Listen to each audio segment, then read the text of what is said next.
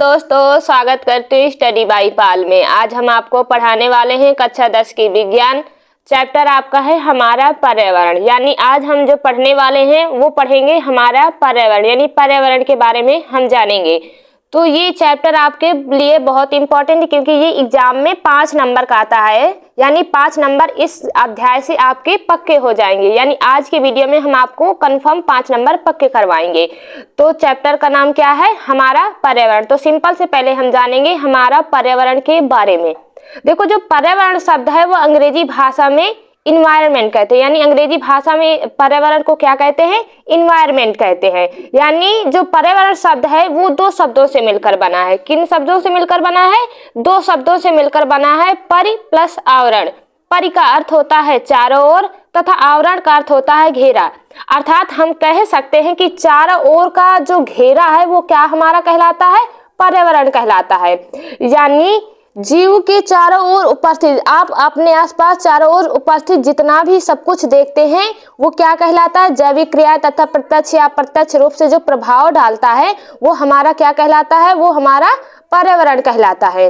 तो हमने अभी चैप्टर से जाना कि पर्यावरण क्या है, यानी हमारे चारों ओर उपस्थित जो भी आवरण है वो हमारा सब कुछ क्या कहलाता है? पर्यावरण कहलाता है। अब हम चैप्टर शुरू करते हैं। इसमें दिया है पारितंत्र। पारितंत्र यानी इकोसिस्टम। यानी जो पारितंत्र है, इकोसिस्टम नाम सबसे पहले किसने दिया? आइए जानते हैं। यानी इकोसिस्टम जो नाम दिया है उन्होंने दिया है एजे टांसले नामक एक वैज्ञानिक थे जिन्होंने इकोसिस्टम नाम दिया, यानी पारितंत्र का नाम दिया। तो सबसे पहले हम जानेंगे कि इकोसिस्टम है क्या, यानी पारितंत्र क्या है। तो डिफिनीशन के माध्यम से जानते हैं। किसी स्वचालित समुदाय के जीवधारियों तथा उनके निर्जीव वातावरण के एक दूसरे पर परस्पर निर्भर निकाय को परितंत्र कहते हैं, यानी पारितंत्र कहते हैं। क्या है? एकदम सिंपल से जानेंगे। किसी स्वचालित समुदाय के जीवधारियों तथा उनके जीव वातावरण के एक दूसरे की परस्पर निर्भर निकाय को पारितंत्र कहते हैं। यानी ऐसे जीवधारियों का जो निर्जीव वातावरण के एक दूसरे के परस्पर निर्भर रहते हों, निर्भर निकाय को क्या हम बोलते हैं? पारितंत्र कहते हैं। इसके जो पारितंत्र के संघटक हैं वो हमारे 2 हैं। कितने पारितंत्र के संघटक? 2 हैं। नंबर 1 आपका प्राकृतिक पारिस्थितिकी तंत्र और दूसरा है आपका कृत्रिम या मानव निर्मित पारिस्थितिकी तंत्र। सिंपल से जानेंगे हमारे इस प्रकार के, इसको टाइप्स में एक साथ हमने किया है, जानते हैं। ये दिया है पारिस्थितिकी तंत्र के प्रकार, यानी टाइप्स ऑफ इकोसिस्टम। तो पारिस्थितिकी तंत्र को 2 भागों में बांटा गया है। कितने भागों में बांटा गया है? 2 भागों में। एक आपका स्थलीय और दूसरा आपका जलीय। यानी कितने भागों में बांटा गया? एक आपका स्थलीय, एक आपका जलीय। तो सबसे पहले स्थलीय के बारे में जानेंगे, उसके बाद जलीय के बारे में जानेंगे। स्थलीय में आपका फिर 2 भागों में बांटा गया है। एक आपका प्राकृतिक और दूसरा आपका कृत्रिम।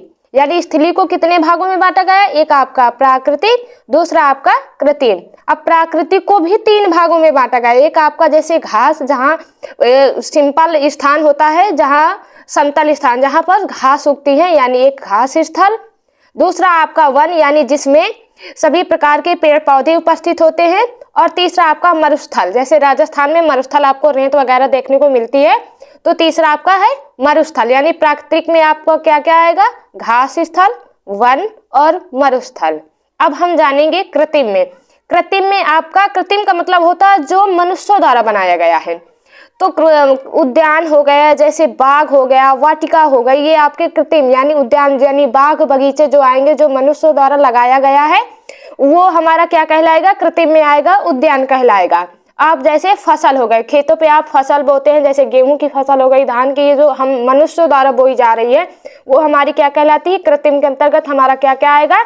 उद्यान आएगा और फसल आएगा। तो ये इतना जो हमने आपको बताया ये हमारा स्थलीय है। अब हम जानेंगे जलीय के बारे में। तो जलीय को 2 भागों में बांटा गया है। एक आपका अलवणीय, दूसरा आपका लवणीय। तो सबसे पहले हम जानेंगे अलवणीय में। अलवणीय में जैसे आपका रुका जल, आप देखते हैं तालाब में जो जल भरा होता है वो रुका होता है, यानी उसका बहाव नहीं है, यानी उसको रास्ता नहीं है कि वो बहता रहे निरंतर। तो वो एक मतलब आप टब में देखते हैं, घर पे देखते हैं, टप में आप पानी जो रख देते हैं वो बहाव नहीं है, वो भरा हुआ है, यानी रुका हुआ है। तो जो अलवड़ी जल में आपका रुका हुआ जल और बहता जल, तो रुका हुआ जल में आपका तालाब हो गया, अगर झील गहरी हो गई उसका बहाव नहीं है तो आपकी झील हो गई। बहते जल में आपका जैसे स्रोत में आपका जैसे कि कुछ भी हो सकता है, नाले हो गए, नहर हो गई, आपकी नदियां हो गई, ये क्या हुआ आपका, ये बहता जल है। अलवड़ी में आपका सागर हो। ये हम जाने अभी पारिस्थितिकी तंत्र के प्रकार। अब हम जानेंगे पारितंत्र के घटक के बारे में, यानी हम जानते हैं कि पारितंत्र के घटक क्या हैं। तो पारितंत्र क्या होता है, पारिस्थितिकी तंत्र का निर्माण दो घटकों से मिलने से होता है, यानी जो पारिस्थितिकी तंत्र हमारा बनता है वो दो घटकों से मिलकर बनता है। तो जैसे आपका एक हो गया अजैविक घटक और दूसरा आपका जैविक घटक, यानी अजैविक घटक और जैविक घटकों के मिलने से हमारा पारिस्थितिकी तंत्र का निर्माण होता है। अब हम इसको जानेंगे डायग्राम के माध्यम से कि पारितंत्र के घटक क्या हैं। तो जानते हैं इस डायग्राम के माध्यम से कि पारितंत्र के दो घटक, एक आपका अजैविक घटक और दूसरा आपका जैविक घटक। तो अजैविक घटक में आपका आएगा हवा, जल, भूमि, यानी वायु, पानी और आपकी जमीन आएगी। अजैविक घटक में इतना आ गया। अब जानते हैं जैविक घटक। जैविक घटक में आपके पेड़ पौधे और जीव जंतु आते हैं। कौन कौन आएंगे, पेड़ पौधे और आपके जीव जंतु आते हैं। तो जो पेड़ पौधे और जैविक घटक को फिर तीन भागों में बांटा गया है, यानी जैविक घटक को हम फिर तीन भागों में बांटते हैं। एक आपका आएगा उत्पादक, दूसरा आपका उपभोक्ता और तीसरा आपका अपघटक। फिर जो आपका उपभोक्ता है, उपभोक्ता को फिर चार भागों में बांटा गया है। एक आपका शाकाहारी, एक आपका मांसाहारी, एक आपका सर्वाहारी, दूसरा और फिर एक आपका आएगा लास्ट में परजीवी। यानी सबसे पहले पारितंत्र को कितने घटक में, जैविक और अजैविक, यानी और फिर जैविक घटक को तीन में, उत्पादक, उपभोक्ता और अपघटक, और फिर उपभोक्ता को शाकाहारी, मांसाहारी और सर्वाहारी और लास्ट में परजीवी, यानी उपभोक्ता को चार भागों में बांटा गया। इसको अब हम डिटेल्स में पढ़ते हैं अगली स्लाइड में।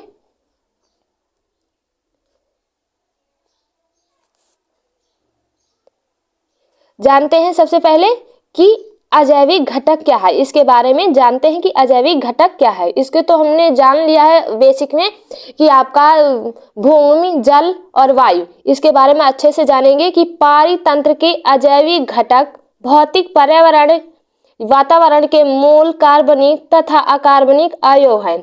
क्या है कि जो पारितंत्र के अजैविक घटक हैं वो भौतिक पर्यावरण के मूल कार्बनिक तथा अकार्बनिक यौगिक हैं, यानी अवयव हैं। ये तीन प्रकार के होते हैं। कितने प्रकार के होते हैं जो अवयव होते हैं कार्बनिक, ये तीन प्रकार के होते हैं। कितने, तीन प्रकार के। एक आपका कार्बनिक तत्व, दूसरा आपका कार्बनिक पदार्थ, तीसरा आपका जलवायु कारक। अकार्बनिक तत्व में क्या क्या आएगा आपका, ऑक्सीजन यानी O2, कार्बन डाइऑक्साइड यानी CO2। यहाँ आपका CO2 है। क्या है ये आपका, CO2 है, CO2 है, ये COZ नहीं है, CO2 है, यानी कार्बन डाइऑक्साइड है ये। फिर आया आपका नाइट्रोजन और हाइड्रोजन। K से आपका होता है पोटेशियम, P से आपका फास्फोरस और S से आपका होता है सल्फर। यानी अकार्बनिक तत्व में हमने क्या जाना, ऑक्सीजन, कार्बन डाइऑक्साइड यानी CO2, नाइट्रोजन यानी N2, हाइड्रोजन यानी H2, पोटेशियम यानी K, फास्फोरस यानी P, सल्फर यानी S। ये आ गए आपके अकार्बनिक तत्व। अब हम जानेंगे कार्बनिक पदार्थ, यानी कार्बनिक पदार्थ में कौन कौन से आएंगे। जैसे आपका कार्बोहाइड्रेट्स, ये भोजन के रूप में आप लेते भी हैं। आपका लिपिड्स यानी वसा, आप जितनी भी तेलीय चीजें खाते हैं उनमें क्या पाया जाता है, उसमें वसा यानी लिपिड्स पाई जाती है। प्रोटीन ज्यादातर आपको दालों में पाई जाती है। ये हमारे क्या कहलाते हैं, ये हमारे कार्बनिक पदार्थ कहलाते हैं। अब हम जानेंगे जलवायु कारक के बारे में। जैसे आपका सूर्य का प्रकाश हो गया, जल हो गया, मृदा हो गया, ताप हो गया, ये हमारा क्या कहलाएंगे, ये हमारे जलवायु कारक कहलाते हैं। इतना तो हमने जाना है अजैविक घटक के बारे में। अब हम जानेंगे जैविक घटक के बारे में। नेक्स्ट स्लाइड में हम पढ़ते हैं जैविक घटक। जैविक घटक के बारे में जानते हैं। सबसे पहले जैविक घटक के बारे में जानेंगे, यानी पादप, जंतु, सूक्ष्म जीव पारितंत्र का जैविक घटक बनाते हैं। यानी जितने भी पेड़ पौधे हैं, जंतु हो गए, सूक्ष्म जीव हो गए, जंतु में आपके जीव जंतु सभी आ जाएंगे, सूक्ष्म जीव में आपके जितने भी कीड़े मकोड़े, जितने भी सूक्ष्म कीटाणु वगैरह सारी चीजें जो आते हैं पारितंत्र का जैविक घटक बनाते हैं। यानी पादप, जीव जंतु, सूक्ष्म जीव सभी मिलकर पारितंत्र का जैविक घटक बनाते हैं। इसे हम 3 भागों में बांटा है। हमने आपको उस सारणी के माध्यम से आपको बताया था, जो डायग्राम था, कि इसको कितने भागों में हमने बांटा है। इसको 3 भागों में बांटा गया। एक आपका प्राथमिक उत्पादक, दूसरा आपका द्वितीयक उत्पादक यानी उपभोक्ता जिसे हम कहते हैं, तीसरा आपका अपचायक या अपघटक। तो प्राथमिक में आपके क्या आएंगे, उत्पादक। यानी उत्पादक के बारे में जानेंगे कि उत्पादक क्या है। उत्पादक पारितंत्र के वे जीव होते हैं जो खाद्य पदार्थ का उत्पादन करते हैं। यानी प्राथमिक उत्पादक में जो आते हैं ऐसे जीव होते हैं जो खाद्य पदार्थ का क्या करते हैं, उत्पादन करते हैं। जैसे हरे पेड़ पौधे, हरे पेड़ पौधे ये हमारे क्या कहलाते हैं, ये उत्पादक कहलाते हैं, क्योंकि ये जो खाद्य पदार्थों का निर्माण करते हैं, इसलिए इन्हें हम क्या कहते हैं, उत्पादक कहते हैं। और इन्हें स्वपोषी भी कहा जाता है। क्या कहा जाता है, पेड़ पौधों को स्वपोषी कहा जाता है। स्वपोषी इन्हें पेड़ पौधों को इसलिए कहा जाता है क्योंकि ये जो भोजन का निर्माण ये स्वयं करते हैं। भोजन का निर्माण जो पेड़ पौधे होते हैं प्रकाश संश्लेषण यानी प्रकाश की उपस्थिति में स्वयं करते हैं अपनी पत्तियों द्वारा, तो इसलिए इन्हें हम क्या कहा करते हैं, स्वपोषी कहते हैं। अब हम जानेंगे द्वितीयक उत्पादक, जिसे या हम उपभोक्ता भी कहते हैं। तो उपभोक्ता जानेंगे कि उपभोक्ता में कौन कौन से जीव आएंगे, यानी उपभोक्ता हम किसे कहते हैं। तो जानते हैं कि जो जीव अपने भोजन के लिए अन्य जीवों पर निर्भर रहते हैं, यानी ऐसे जीव जो अपने भोजन के लिए किसी अन्य जीवों पर निर्भर रहते हैं, उन्हें हम क्या कहते हैं, उपभोक्ता कहते हैं। उदाहरण में जैसे मनुष्य, जंतु, इन्हें हम परपोषी कहते हैं। परपोषी इसलिए कहते हैं क्योंकि ये अपना भोजन किसी और जीवों पर निर्भर रखते हैं। जैसे मनुष्य हो गए, मनुष्य पेड़ पौधे यानी अपनी फसलों, अनाज, दाल, चावल आदि पे निर्भर रहते हैं। जंतु हो गए, आप एक जंतु दूसरे जंतु को खाता है, यानी एक जंतु दूसरे जंतु पर क्या है, निर्भर, इसलिए इन्हें हम क्या कहते हैं, परपोषी। पर मीन्स होता है दूसरे पे, पोषी मतलब पोषण करने, यानी दूसरों को पोषण करने वाला जो निर्भर होता है वो हमारा क्या कहलाता है, उपभोक्ता। यानी हमने क्या जाना अभी, उत्पादक जाने, उपभोक्ता जाने। अब हम जानेंगे अपचायक यानी अपघटक के बारे में। जानते हैं अपघटक क्या होते हैं। जीवाणु, प्रोटोजोआ, केचुआ आदि ये जीव उत्पादक एवं उपभोक्ता के मृत शरीर को अपघटित करके अपना भोजन प्राप्त करते हैं। यानी जीवाणु जितने हो गए, जितने प्रोटोजोआ हो गए, केचुआ हो गए, ये सभी जीव जो उत्पादक और उपभोक्ता के मृत शरीर को अपघटित करके अपना भोजन प्राप्त करते हैं। आप केचुआ को देखते हैं, मिट्टी में ये खोदकर मिट्टी से ही भोजन प्राप्त करता है।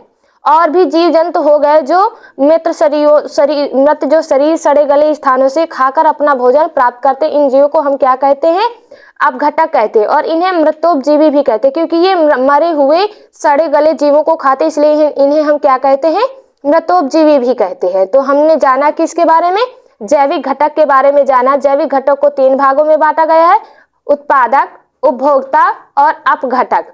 अब हम अगली स्लाइड में जानते हैं खाद्य श्रृंखला के बारे में। किसके बारे में, खाद्य श्रृंखला के बारे में जानते हैं कि खाद्य श्रृंखला है क्या। तो सबसे पहले हम जानेंगे फूड चेन, यानी फूड चेन क्या होती है। इसकी डिफिनीशन पढ़ते हैं क्योंकि ये एग्जाम में काफी बार पूछी गई है, तो ये इंपॉर्टेंट है आपके एग्जाम के लिए, तो इसको जरूर याद रखना फूड चेन के लिए।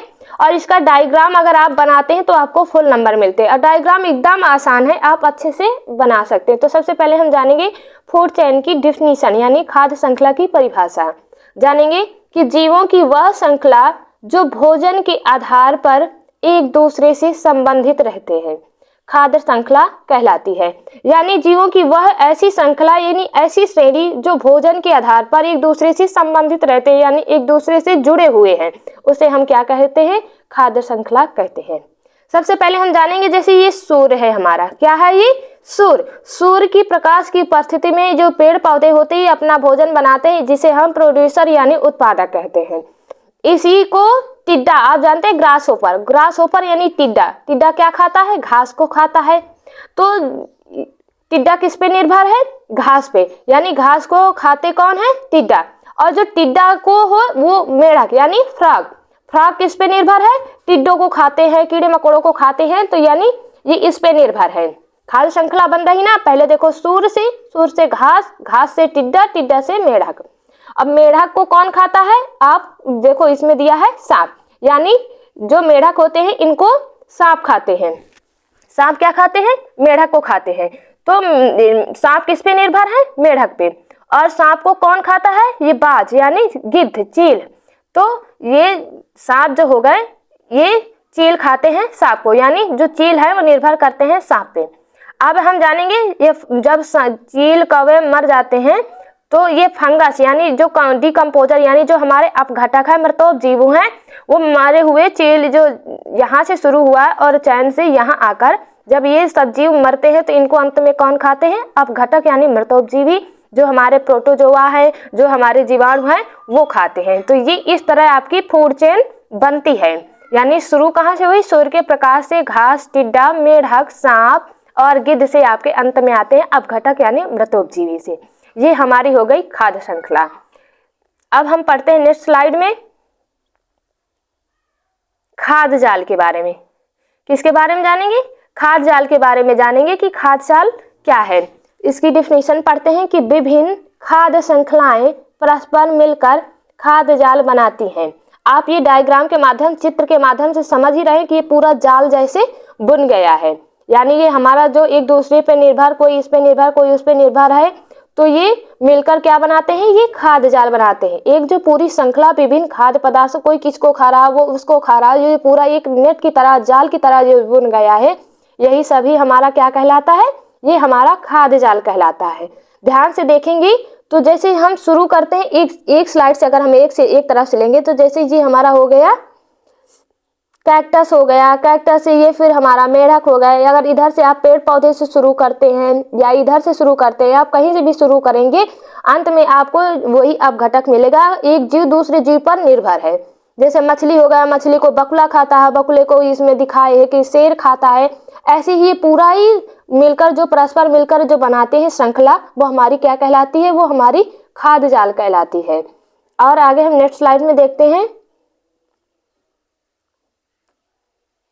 जीवमंडल में ऊर्जा स्थानांतरण। यानी जीवमंडल में आप क्या जानेंगे? ऊर्जा स्थानांतरण। एक व्यक्ति से दूसरे व्यक्ति में जब ऊर्जा स्थानांतरित होती है उसी को हम क्या बोलते हैं? ऊर्जा स्थानांतरण बोलते हैं। तो इसके बारे में जानेंगे। नंबर 1 है कि ऊर्जा एक रूप से दूसरे रूप में रूपांतरित होती है। क्या होती है ऊर्जा? ऊर्जा हमारी एक रूप से दूसरे रूप में रूपांतरित होती है, यानी परिवर्तित होती है। दूसरा हम जानेंगे कि आहार श्रृंखला की किसी पोषण रीत से अगली पोषण रीत तक ऊर्जा का निरंतर स्थानांतरण होता रहता है। यानी हम क्या देखे हैं कि आहार श्रृंखला में किसी पोषण रीत से अगली पोषण रीत तक ऊर्जा का क्या होता है? निरंतर स्थानांतरण होता है। यानी ऊर्जा का निरंतर स्थानांतरण ही होता है। ये पहले की जैसे पहले में एक रूप से ऊर्जा दूसरे रूप में क्या होती है? रूपांतरित होती। इसमें ऊर्जा क्या हो रही है? निरंतर स्थानांतरण होता रहता है ऊर्जा का। और हम तीसरा देखेंगे कि प्रत्येक स्थानांतरण में ऊर्जा की हानि होती है। यानी ये एक आपका आप लिंडेमान करके कुछ पढ़ेंगे, उनका रूल है 10% वाला, उसमें भी आपको बताया जाता है कि ऊर्जा का जो स्थानांतरण होता है उसमें ऊर्जा की क्या होती है? हानि होती है। यानी जब भी ऊर्जा का स्थानांतरण होगा उसमें कुछ ना कुछ ऊर्जा की क्या होती है? हानि होती है। ये 10% वाला नियम कहलाता है आपका। अब हम नेक्स्ट स्लाइड में पढ़ेंगे जीवमंडल में ऊर्जा प्रवाह, यानी ऊर्जा का प्रवाह देखते हैं जीवमंडल में। तो सबसे पहले हम देखेंगे कि जीवमंडल में ऊर्जा का प्रवाह सदैव एक दिशा में होता है। यानी जो हम ऊर्जा का प्रवाह देखते हैं वो सदैव एक दिशा में होता है। अगर आप ये नीचे से ऊपर एरो देख रहे हैं तो ये दिशा को प्रवाहित कर रहा है, यानी दिशा को डिनोट कर रहा है कि हमारी जो ऊर्जा का प्रवाह होता है वो एक दिशीय होता है, यानी एक ही दिशा में होता है। जैसे हम देखे हैं कि सूर्य के प्रकाश से पेड़ पौधे जो अपना भोजन बनाते हैं, जिन्हें हम क्या कहते हैं? उत्पादक कहते हैं। उत्पादक को कौन खाता है? शाकाहारी में जैसे आपका खरगोश हो गया, जैसे आपके हिरन हो गए। हिरन को कौन खाता है? जैसे आपके शेर हो गए, चीता हो गया, बाघ हो गया। ये मांसाहारी जीव, यानी ये शाकाहारी जीवों पे डिपेंड होते हैं, वो हमारे क्या कहलाते हैं? मांसाहारी। यानी जो मांस खाते हैं उन्हें हम मांसाहारी बोलते हैं। उसके आगे आपका आएगा शीर्ष मांसाहारी। तो ये आपका जो ऊर्जा का प्रवाह हो रहा है, एक देश से दूसरे में ये स्थानांतरण हो रहा है, तो ये हमारा क्या कहलाता है, ऊर्जा का प्रवाह। जीवमंडल में क्या है, ऊर्जा का प्रवाह। और ये कैसा होता है, ये एक दिशीय होता है। तो ये जो क्वेश्चन ये वाला है, ये आपकी ऑप्शनल में पूछता है कि ऊर्जा का प्रवाह एक दिशीय होता है, दो दिशीय होता है, बहुदिशीय होता है। तो आपको ऑप्शन में छापने को एक दिया रहेगा, एक दिशा में होता है या एक दिशीय होता है, तो उसमें आपको सही टिक करना है।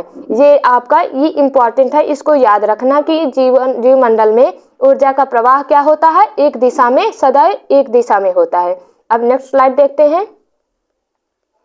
देखते हैं ओजोन परत, क्योंकि ओजोन से आपके क्वेश्चन जरूर आते हैं कि ओजोन का परत में किसके कारण छेद हो रहा, कौन सी गैस नुकसानदेह होती है, ये सारी चीजें ओजोन के बारे में। देखो ये सूर्य है, सूर्य से आने वाली पराबैंगनी किरणें जिन्हें हम यूवी बोलते हैं, यानी अल्ट्रा वायलेट रेज। तो जो सूर्य से हमारी किरणें आती हैं, अगर डायरेक्ट पृथ्वी पर आए, अगर कोई भी परतें ना हो, कोई भी लेयर ना हो, तो हमारी जो स्किन है उसमें बहुत सारे रोग हो सकते हैं। तो जो सूर्य से आने वाली अवांछित किरणें, यानी जो किरणें हमें नुकसान देती हैं, उनमें हमारी पृथ्वी पे कई लेयर होती हैं, कई परतें होती हैं, वो रोकती हैं, तब जाके छनकर धूप हमारे तक पहुंचती है। यानी उसी में पृथ्वी पे एक लेयर पाई जाती है जिसे हम ओजोन लेयर कहते हैं, यानी ओजोन परत कहते हैं। तो जो ओजोन परत होती है पृथ्वी में जो पाई जाती है ओजोन परत, वो सूर्य से आने वाली पराबैंगनी किरणों से हमारी रक्षा करती है। तो जो ओजोन परत होती है वो पृथ्वी पर आने वाली जितनी भी पृथ्वी पे सूर्य से जो आने वाली किरणें जो पृथ्वी पर ना आए, तो वो अल्ट्रा वायलेट यानी पराबैंगनी किरणों से ओजोन परत हमारी क्या करती है, रक्षा करती है। इसके बारे में जानेंगे और अच्छे से दिया है कि ओजोन परत के बारे में डिटेल से जानेंगे इधर कि वायुमंडल की ऊपरी सतह पर उपस्थित ओजोन परत सूर्य से आने वाली पराबैंगनी विकिरण से पृथ्वी को क्या करती है, सुरक्षा प्रदान करती है। अभी हमने आपको चित्र के माध्यम से बताया भी है कि जो ओजोन परत होती है वह सूर्य से आने वाली यूवी रेज को क्या करती है, पृथ्वी तक आने नहीं देती है और पृथ्वी की सुरक्षा करती है। और ये चीज़ बहुत इंपॉर्टेंट है कि 1980 में ओजोन परत पर तीव्रता से क्षय हो रहा है। यानी 1980 में वैज्ञानिकों ने देखा कि ये जो ओजोन परत है उसमें हमारी जो ओजोन परत है वो धीरे धीरे उसका क्षय होता जा रहा है, धीरे धीरे वो क्षीण होती जा रही है। तो इसमें CFC होता है बेटा, ये आपका CPC नहीं है, CFC का मतलब होता है क्लोरोफ्लोरोकार्बन, यानी क्लोरोफ्लोरोकार्बन जैसे रसायनों को इसका मुख्य कारक माना गया है। यानी जो CFC गैस होती है जो फ्रिज से निकलती है, यानी फ्रिज जैसे यंत्रों से निकलने वाली गैस को हम क्या कहते हैं, CFC कहते हैं। यानी ओजोन परत का जो सबसे ज्यादा क्षय हो रहा है वो किसके कारण हो रहा है, वो CFC गैस के कारण हो रहा है। यानी क्लोरोफ्लोरोकार्बन के द्वारा ही ओजोन परत में सबसे ज्यादा जो क्षीणता पाई जा रही है, जो उसका तीव्रता से क्षय हो रहा है, वो किस गैस के कारण हो रहा है, CFC के कारण हो रहा है। तो इतना हमने ओजोन परत के बारे में जाना। अब आज के लिए बस इतना ही। धन्यवाद। क्लास पढ़ते रहे, मुस्कुराते रहे।